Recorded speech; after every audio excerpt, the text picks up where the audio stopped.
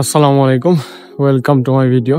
তো আজকে আমি আপনাদের সামনে কথা বলবো আমি কেন রাশিয়া সিলেক্ট করলাম এবং আমার রাশিয়া ভিসা প্রসেসিং টাইম এবং কিভাবে ভিসা প্রসেসিং করলাম, ইনভাইটেশন কবে পেলাম এবং আমার ইন্টারভিউ অভিজ্ঞতা কতদিন সময় লাগলো, সবকিছু আর কি আমি আজকের ভিডিওতে শেয়ার করব। ভিডিওটি না টেনে পুরো ভিডিও দেখার অনুরোধ রইল। তো আমি প্রথমে সিলেক্ট করেছিলাম যে ইউরোপের কোনো দেশে মুভ করব স্টাডির জন্য, যেমন রোমানিয়া অথবা অন্য কোনো দেশ। রোমানিয়া অ্যাকচুয়ালি সিলেক্ট করেছিলাম, বাট আমি যখন এই সিদ্ধান্ত নিলাম রোমানিয়া যাওয়ার জন্য স্টুডেন্ট ভিসায়, তখনই বাংলাদেশ থেকে 98% ভিসা রিজেক্ট। তো আমি তখন একদম পুরো হতাশ ছিলাম যে একটা দেশে যাওয়ার জন্য সিদ্ধান্ত নিলাম কিন্তু ভিসা রেশিও খুবই খারাপ। তো তখন আর কি আমি সিদ্ধান্ত নিলাম যে অন্য কোথাও যাওয়া যায় কিনা, অন্য কি দেশ আছে অথবা এই কোয়ালিটিতে এই কস্টে কোন দেশে যাওয়া যায় এবং ভালো লাইফস্টাইল কোন দেশে।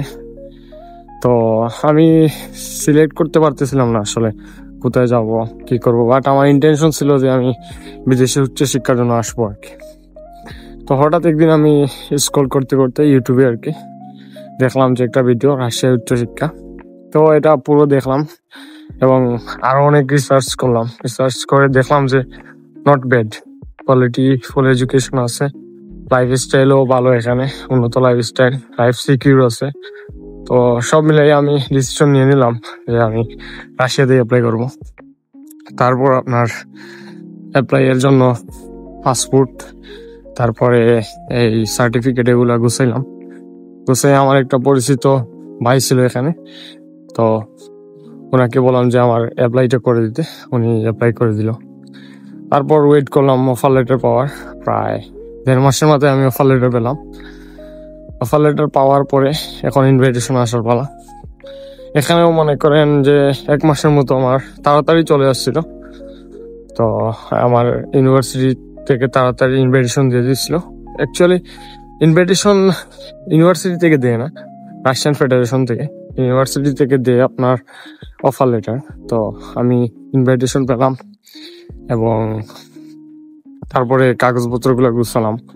কাগজপত্র মূলত পাসপোর্ট, তারপরে আপনার এই সার্টিফিকেট সব অ্যাটাস্টেশন করাতে হবে অবশ্যই, অ্যাটাস্টেশন। তারপরে আপনার ব্যাংক স্টেটমেন্ট রাশিয়াতে তো লাগে না, এই আপনার এই যে সম্পত্তির একটা ডকুমেন্টস লাগে, এইটা দিয়ে দেখাতে হবে। এগুলো নিয়ে আমি একটা পুরো সিরিজ ভিডিও করব। এখন আমি শেয়ার করব আমার ইন্টারভিউ অভিজ্ঞতা। আমাকে অ্যাম্বাসেডর কি কি কোয়েশন করেছিলেন, উনি আমাকে প্রায় 7 থেকে 8টি কোয়েশন করেছিলেন। তো অ্যাম্বাসেডর আমাকে অনেক ট্রিকি কোয়েশন করছিল এই 7-8টার মধ্যে, বাট আমি সবগুলাই ওনাকে বোঝাতে পেরেছি যে I am able to go. এগুলো একটু কঠিন ছিল, বাট আমি দিয়ে দিয়েছি আলহামদুলিল্লাহ। তারপর আর কি ভিসা ডেলিভারি ডেট আমার ইন্টারভিউ দেওয়ার 10 দিন পরে ছিল আর কি। তখন আমি একটু নার্ভাস ছিলাম যে কি হবে না হবে, এবং এই সিটি সম্পর্কে অনেকেই নেগেটিভ জিনিস বলতেছিল, বাট সিটিটা আসলে ভালো, আমার সিটি যে বর্নের সিটি। তো সবাই নেগেটিভ কথা বলতেছিল যে এই সিটিতে যাও না, এই না সেই না, ভিসা পাবা না এই সিটিতে গেলে, এই সিটিতে অ্যাপ্লাই করেছো ভিসা তো দিবে না তোমার। তো এগুলো শুনে আমি আর একটু হতাশ হয়ে গেছিলাম। বাট ফাইনালি যখন পাসপোর্ট ডেলিভারির দিন আমি পাসপোর্ট হাতে পেলাম এবং খুলে দেখলাম যে ভিসা হয়ে গেছে, তখনকার মুভমেন্টটা একদম অন্যরকম ছিল আমার জন্য, একটা হ্যাপি মুভমেন্ট ছিল। তো এই ছিল আর কি আজকের ভিডিও।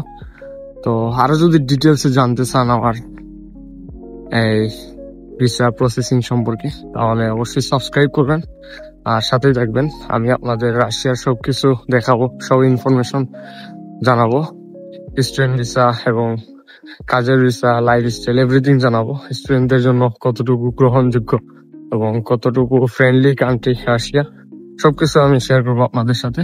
এবং আরো অনেক জিনিস ইন্টারেস্টিং আছে, এগুলো শেয়ার করবো। তো পাশেই থাকবেন।